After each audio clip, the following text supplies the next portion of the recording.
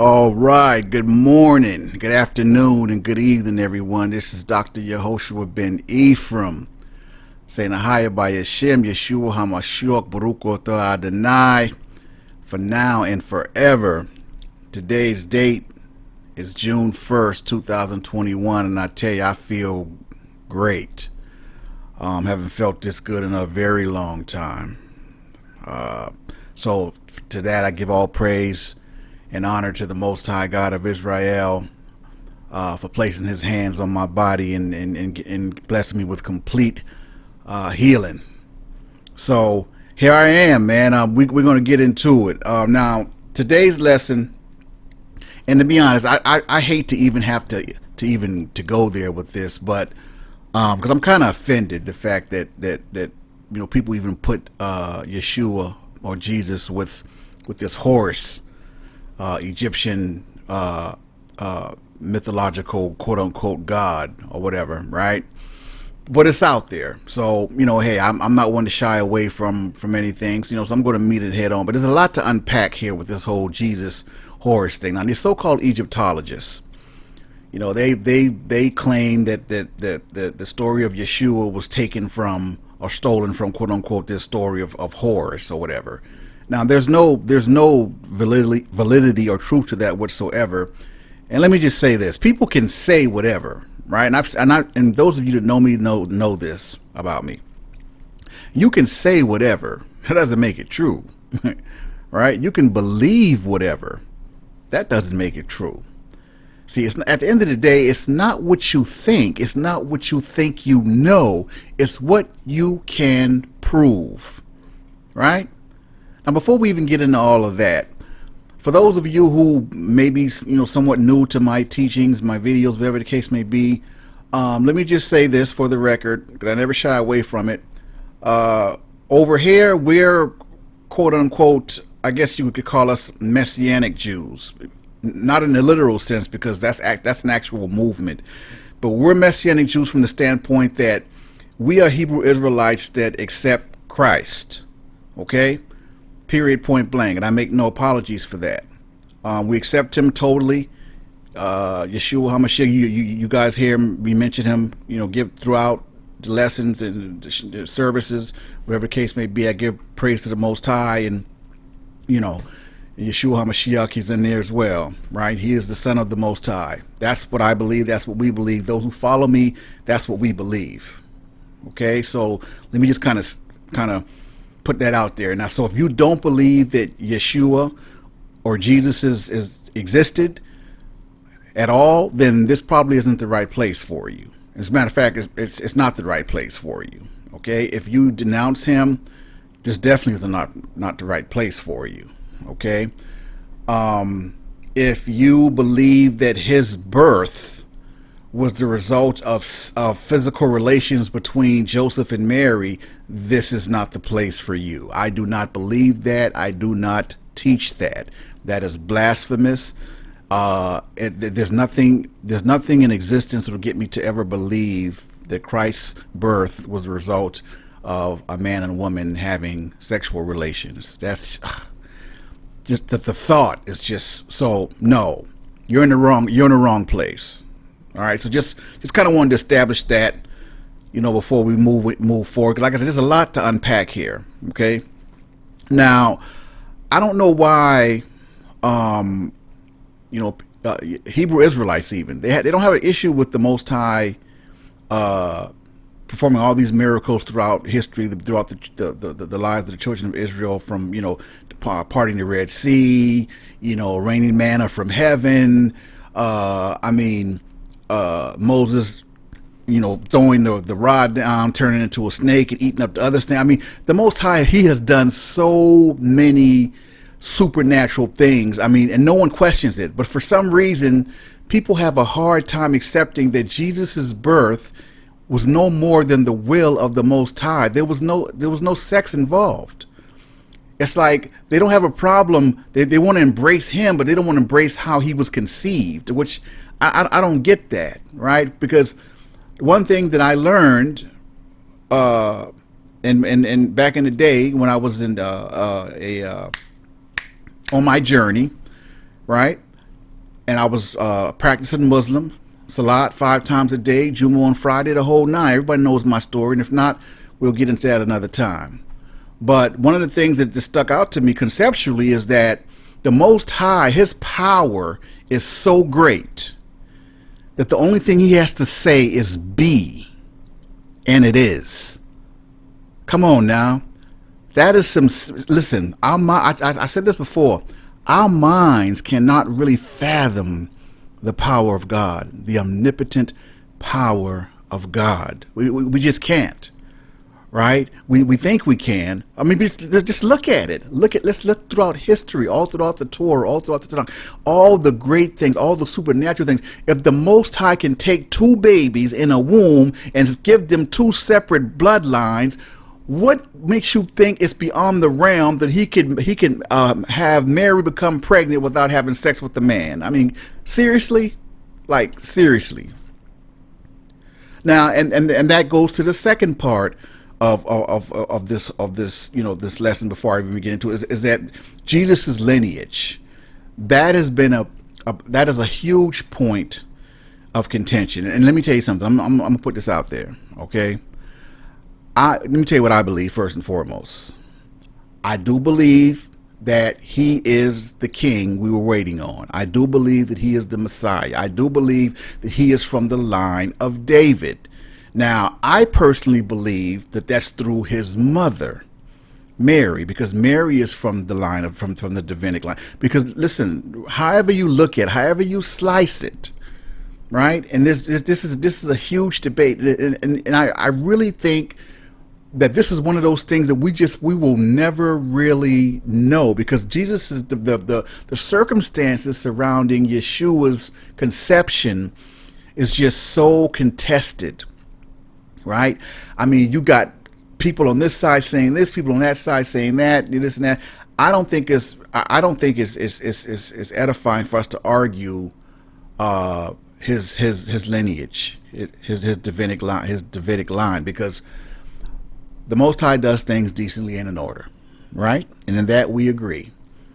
And that being said, it was prophesied that the king would come through the line of King David. And if you look at scripture, if you look at it's so many different resources where Christ is referred to as the Son of Man. He's referred to as the son of Joseph. Matter of fact, there's writing in Hebrew where it says Yeshua bar Yosef, or Jesus, son of Joseph. He's been referred to as the son of a couple different people, right?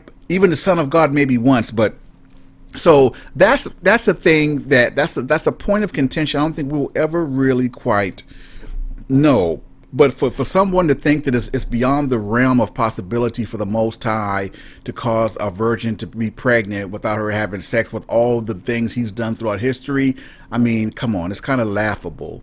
Like it's like the human mind. See, that's why the Bible tells us God doesn't think as we do, right? See, the so-called wisdom of men is foolishness to God, right? Because God doesn't think like that. See, we think a man and a woman has to have sex to make a baby. Yeah, basically, you're right.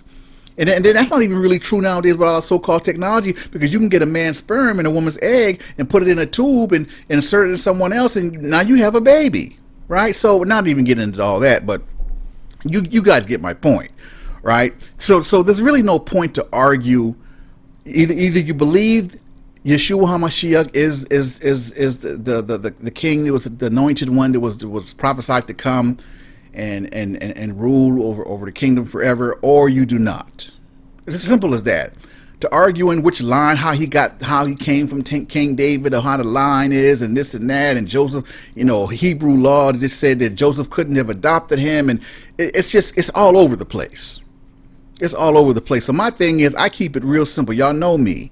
I keep it real simple. I concentrate on the things that we need to know, and the things that point and that lead us to our salvation, and all those kinds of things. So I stay away from the debates. I stay away from the things that are just so intricate that, I mean, we could go back and forth all day, and we may never have a solid answer on certain things. And I think that's the way the Most High designed it. I don't think it's by chance. I think that's by design. All right, so it's okay. I'm okay with this. So let me reiterate. I do believe that Christ is from the line of King David. I do believe he is the Christ, Yeshua HaMashiac, the anointed one. He was the one we were waiting on. He was sent for the lost sheep of the house of Israel. He told us he came for us. He was prophesied. Matter of fact, the lesson I did last week on Enoch, and I told you guys when the Most High told him to come and sit on his left hand by Gabriel, because even back then, thousands of years before Yeshua was born, his right hand was reserved for Yeshua HaMashiach, so he could not sit on that right. Oh man, so yeah. So I wanted to kind of just establish that before we really get into this whole Jesus Horus thing, and so let's go ahead and set it off. And I'm going to tell you why I'm even offended that I have to do this lesson. All right, because at the end of the day, with all this Horus stuff and Osiris and all these different mythic people, so-called gods of Egypt, what we have to understand and keep in perspective is that it's a part of it's mythology. It's no different than Greek mythology, right? With Poseidon and Athena and Zeus. The biggest difference between Greek mythology and Egyptian mythology is, at least with the Greeks, they kept it, their so-called gods were fashioned after humans. And with Egyptian mythology, they leaped over to the other realm with certain members of their gods had heads of animals, and see, when you start crossing humans and animals, see, now that's an unholy alliance. See, now you creeping into the level of the phase of bestiality, even, right? Like, so just the fact of having a human in an animal mixed, combined, and bred in any kind of way, that's an unholy alliance. So that's the main reason, one of the main reasons why I'm offended that I even have to talk about Yeshua HaMashiach and this Horus character, is because Horus is not real. He was not a real person. See, the root word of mythology is what? It's myth.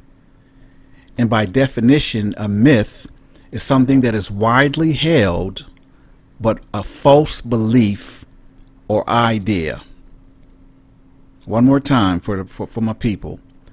A myth is something that's widely held, but it's false in a belief or idea. So that being said, the whole comparison to this so-called Horus, Egyptian god, and Jesus, I just find offensive. Okay, we're going to get into the meat of the lesson in the next segment, but I wanted to point that out and break that down. All right, as far as even comparing the two, there's no comparison. Yeshua did things that this so-called Horus never dreamed of doing, and I'll get into that too. Because at the end of the day, when I end this lesson, I'm going to let the Bible speak, and I'm gonna let Yeshua HaMashiach tell us and let us know without a shadow of a doubt who he is. All right. So, one more time. And as a noun, a myth is a traditional story, especially one concerning the early history of a people or explaining some natural or social phenomenon, and typically involving supernatural beings or events. But again, it's a widely held but false belief or idea.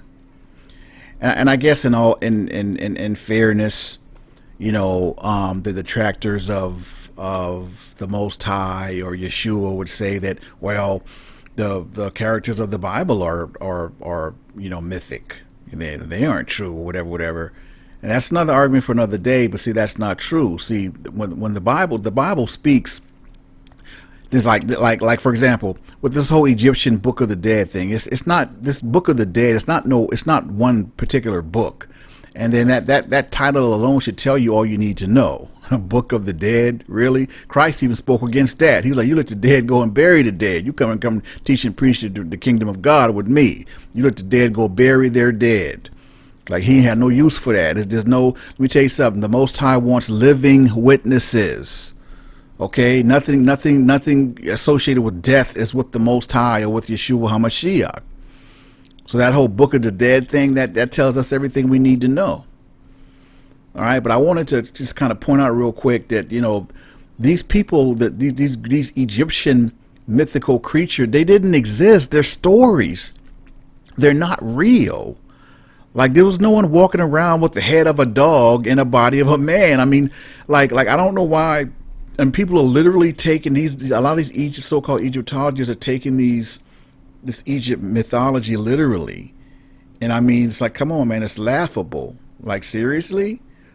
So anyway, I'm trying not to draw this out, but let's get on to the next segment with this whole, let's get into the meat of the comparisons or the so-called parallels between Yeshua HaMashiach and this so-called Egyptian god Horus. Article, Horse Manure, debunking the Jesus Horus story. Article originally posted by John Sorensen.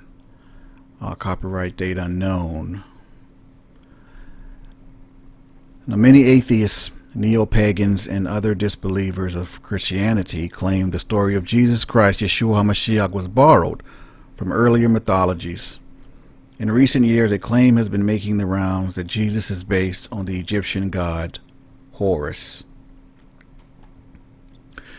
Now, who was Horus? Horus is one of the oldest recorded deities, quote unquote, in the ancient Egyptian religion. Often depicted as a falcon or a man with a falcon head, Horus was believed to be the god of the sun and of war. Initially, he appeared as a local god, but over time, the ancient Egyptians came to believe the reigning pharaoh was a manifestation of Horus. And again, my people, this is one of the reasons why the Most High was very strict with the children of Israel not basically cohabitating or coexisting outside of our nations because of these. Back then, this was the thing.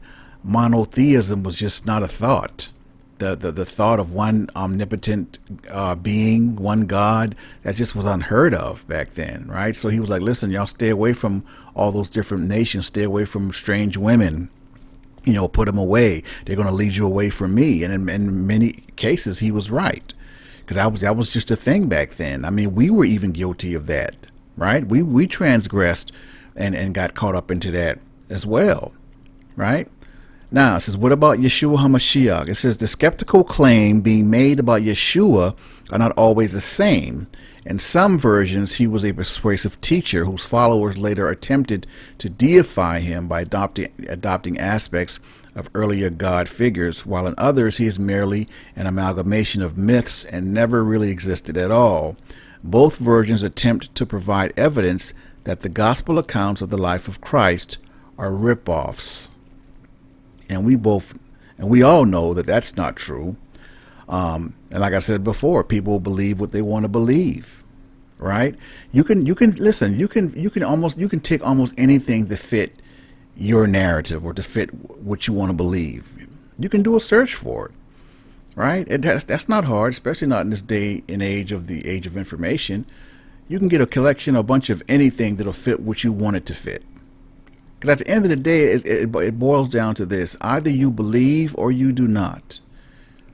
And I hate to really make it as simple as that, but it's really as simple as that. Okay? But when these so-called Egyptologists and these detractors, try to come at your neck with all this Jesus was a rip-off of this so-called Horus mess, I'm providing you with the ammo to put them in their place. Okay? Now remember I said about this Book of the Dead? That was written in about 1280 BC, and it describes this god Horus. But see, there are many books of the dead. There's not no one single official Book of the Dead. The books are a collection of ancient Egyptian spells that were believed to help the deceased on their journey to the afterlife. Pure madness. All right. Our information about Horus comes from a variety of archaeological sources. What we do know from the most recent scholarship on the subject is that there were many variations of the story, each of them popularized at different times and places throughout the 5,000-year span of ancient Egyptian history. Egyptologists recognize the possibility that these differences may have been understood as aspects or facets of the same divine persona, but they nevertheless refer to them as distinct Horus gods.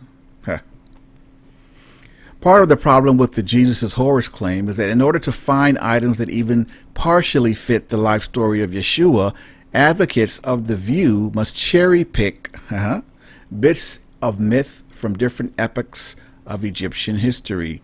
This is possible today because modern archaeology has given us extensive knowledge of Egypt's religious beliefs and how they changed over time, making it possible to cite one detail from this version of a story and another from that.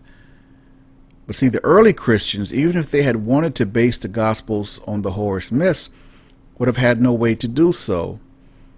They might have had known what was believed about Horus in Egypt of their day, but they would have had no access to the endless variations of the stories that lay buried in the sands until archaeologists started digging them up in the 1800s. Good point.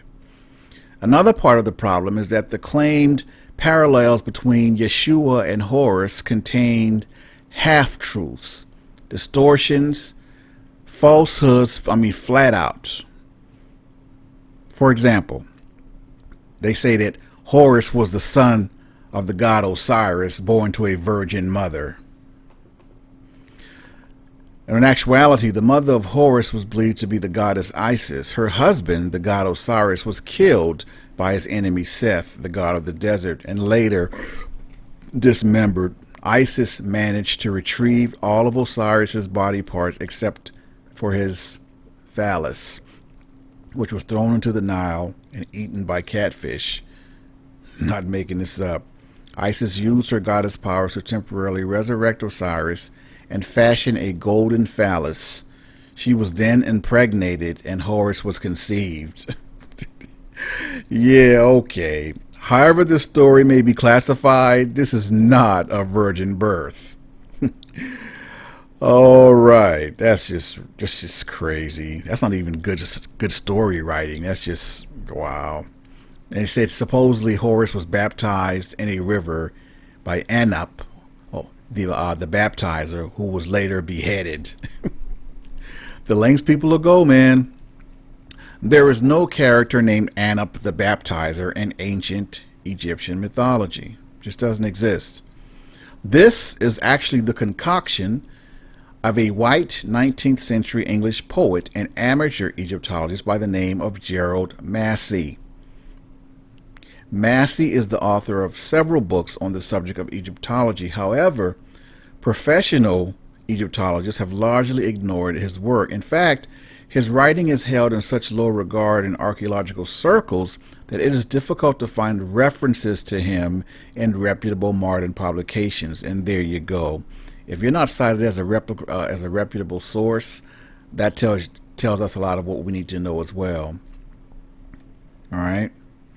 In the book Christ in Egypt, The Horus-Jesus Connection, Stellar House Publishing, 2009, author D.M. Murdoch, drawing heavily from Gerald Massey, identifies Anup the baptizer as the Egyptian god Anubis. Murdoch then attempts to illustrate parallels between Anubis and John the Baptist. Now, some evidence exists in Egyptian tomb paintings and sculptures to support the idea that a ritual washing was done during the coronation of pharaohs, but it is always depicted as having been done by the gods. This indicates that it may have been understood as a spiritual event that likely never happened in reality. C.F. Allen Gardner, The Baptism of Pharaoh. This happened only to kings, if it happened to them at all, and one searches in vain to find depictions of Horus being ritually washed by Anubis. doesn't exist. Someone just said something and put it out there. They say, like Jesus, Horus was tempted while alone in the desert. Doing battle with the God of the desert is not the same as being tempted while alone in the desert. And according to the gospel account, Satan did not attempt to kill Jesus there. Matthew 4, Mark 1, 12, and 13, Luke 4, 1 through 13. The relationship between Horus and Seth in the ancient Egyptian religion was quite different than the relationship between Jesus and Satan. While Seth and Horus were often at odds with each other, it was believed that their reconciliation was what allowed the pharaohs to rule over a unified country. It was believed that the pharaoh was a Horus reconciled to Seth, or a gentleman in whom the spirit of disorder had been integrated. In stark contrast, there is never any reconciliation between Jesus and Satan in Scripture. And again, that's what I was saying, my people, and this is why I'm offended that they even try to put the two together, or you know, put their false lies and put the 10 on it to try to get people to believe that this so-called Horus story is actually the story of Yeshua HaMashiac, man. That's why I said that it offends me to have to even do this this lesson. And they said supposedly Horus healed the sick, the blind, cast out demons, and walked on water. The Metanurk Stela, a monument from the 4th century BC, tells a story in which Horus is poisoned by Seth and brought back to life by the god Thoth at the request of his mother Isis. The ancient Egyptians used the spell described on this monument to cure people. It was believed that the spirit of Horus would dwell within the sick and they would be cured the same way he was. This spiritual indwelling is a far cry from the physical healing ministry of Christ. Horus did not travel the countryside laying hands on sick people and restoring them to health. And he did not walk on water. There's nothing that indicates, there's nothing on a hieroglyphic, there's nothing in writing, nothing in illustration that shows a so-called god of Horus walking on water or casting out demons. It's just not true, people. It's not true. They said he raised Asar from the dead. Asar translates to Lazarus. The name Osiris is a Greek transliteration of the Egyptian name Asar. And as I mentioned before, Osiris is the father of Horus, and according to the myth, he was killed by Seth and briefly brought back to life by Isis in order to conceive Horus. It was not Horus who raised Asar from the dead, it was his mother. The name Lazarus is actually derived from the Hebrew word Elasar, meaning God has helped. The name was common among the Jews of Yeshua's time. In fact, 2 figures in the New Testament bear this name. Luke 16:19 through 31. They said this Horus had 12 disciples.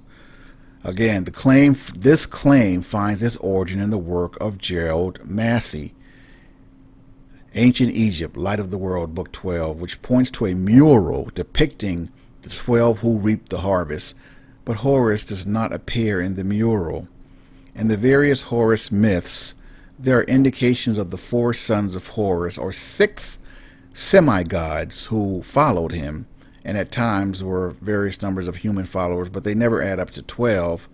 Only Massey arrives at this number, and he does so only by referencing the mural with no Horus on it. And this reminds me of something Karis once said many, many years ago. In order to understand or to accept the teaching of someone, you have to know the history of the teacher. That is so true. Anyone can say anything, man. It doesn't make it true, right? You can say whatever out of your mouth, but what can you prove? Can you prove what you're saying? Can you show and prove, as we used to say as 5%ers back in the day? Can you show and prove? Is this an actual fact, or you just talking out your mouth because you can? Right? Anyway, moving right along. All right. Okay, so if you do an internet search on this subject, you will come across a list of supposed parallels between Yeshua HaMashiach and Horus that are much longer than the things that I'm going through. What they all have in common is that they do not cite their sources. Let me say that again. What they all have in common is that they do not cite their sources. They throw stuff out there and hopefully something sticks, or people, believe it. They say it enough times, people start to believe it. But if you ever encounter people who try to challenge you with these just BS claims about Horus and Jesus, ask them to explain, first and foremost, where did they get their information from? Many times you will find that they originate with Gerald Massey. Remember that name, Gerald Massey, or one of his contemporaries or a student of his. Sometimes they have been repeated and expanded on by others, but these claims have little or no connection to the facts. They're strictly meant to try to paint a false narrative or picture of Yeshua HaMashiac by saying that his story was stolen. That's all it is. To try to downplay and disrespect Yeshua HaMashiach. And you should challenge anyone making the claim to produce the primary source or a statement from a scholarly secondary source that has a footnote that can be checked. Then make sure the sources being quoted come from scholars with a PhD in a relevant field, such as a person who teaches Egyptology at the university level. And I agree with that wholeheartedly as an educator myself. I tell people all the time, and you got to cite your sources. All right, we're real big on that in academia. It have to be relevant sources, and not to disrespect anyone, but I mean, a blog is not a reputable source, right? Basically, a reputable source is from something and someone who is of a scholarly level, meaning the information and the education is of a scholarly level. Their scholar is proven, respected. Where they got the information from is proven and respected as a legitimate source, as a scholarly source of information. That's the whole point, right? Because when you in college, when you write papers, and you start with your thesis and you write your paper, and then or your abstract actually, and then your thesis, your abstract, and then your body of work of the paper, and then you have to have a page where you cite all your sources, cite all your references. That's important when you're trying to make a point or make a case for something. All right. And due to mass information on the internet and print on the subject, it's important to respond to these claims using credible sources. Fortunately, there are many good books on Egypt and Egyptology in print, but there are also some very bad ones. So make sure to verify the author's credentials before purchasing them. All right. All right. Let's see here. We already kind of covered. We're not going to get into Massey. We already covered his lack of scholarship. I think he was just an overzealous white guy, saying stuff. So we're gonna let that go. But I think I hit enough on that aspect of the Yeshua Horus comparison. Now, what I'd like to do is I'd like to kind of end this lesson with letting Yeshua HaMashiach speak. We're gonna let the Bible speak. The Bible's gonna have the last word, and I want to tell you a whole bunch of stuff that this so-called Horus never did, that only Yeshua HaMashiach himself did, and sets him apart as who we know him to be. All right, let's get it. So, anyone continuing to make the false claim that Christ, Yeshua HaMashiach, is a fictitious recreation of some Egyptian mythological character named Horus, they can be totally shut down with the following scriptures and verses. And just like I said, I'm going to always, at the end of the day, let the Bible speak. There has never been any so-called Egyptian god or character or any so-called book, any reference, anything that's prophesied with 100% accuracy the Roman destruction of Jerusalem, the scattering of the 10 tribes of Israel, and just how bad it was going to be for our people during that time, till now even, as Yeshua HaMashiach did in the following scriptures and verses. In Luke 21:20-24, he says, "And when you shall see Jerusalem compassed with armies, then know that the desolation thereof is near. Then let them which are in Judea or they call it Palestine now, huh?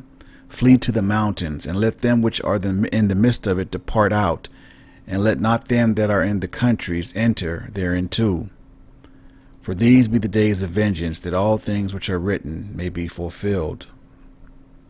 But woe unto them that are with child, and to them that give suck in those days, for there shall be great distress in the land, and wrath upon this people. Wow. And they shall fall by the edge of the sword, and shall be led away captive into all nations. And Jerusalem shall be trodden down of the Gentiles, until the times of the Gentiles be fulfilled. Okay? So these, and Mark 13, chapter 13 by itself, I mean, shuts down everything. Okay? You won't find not one so-called Egyptian deity, no one actually, that prophesied what Yeshua HaMashiac just did, first person, out of his mouth. You won't find it anywhere. I mean, let's go to Mark 13 real quick, and this out, because that by itself would have done the trick. Mark 13, starting at verse 1, and as he went out of the temple, one of his disciples said unto him, Master, or Rabbi, see what manner of stones, of what buildings are here. And Yeshua answering unto him said, Seest thou great buildings? There shall be there shall be not one left stone upon another that shall not be thrown down. And he sat upon the Mount of Olives, over against the temple. Peter and James and John and Andrew asked him privately, Tell us, when shall these things be? And what shall be the sign when all these things shall be fulfilled? And Yeshua answering them began to say, Take heed lest any man deceive you. For many shall come in my name, saying, I am Christ, and shall deceive many. And when you shall hear of wars and rumors of wars, be ye not troubled, for such things must needs be, but at the end shall not be yet.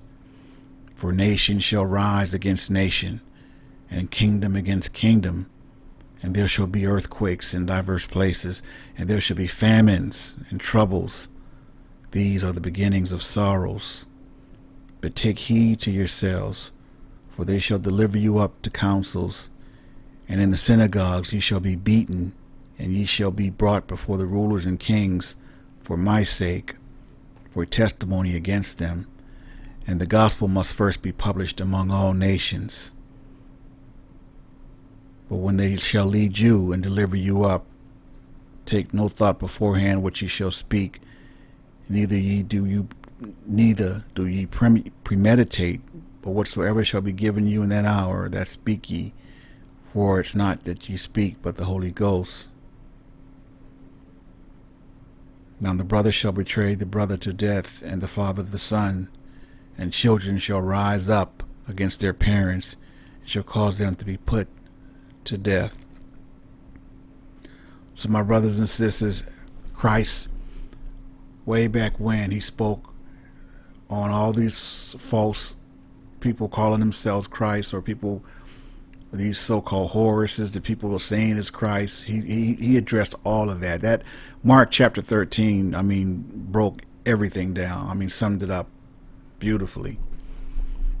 You won't find that any other place, by any other man or any other so-called God or whoever.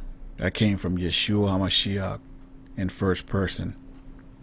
All right, so anyway, sorry for the length, but it's one of those things, but hopefully you guys enjoyed it, got something from it.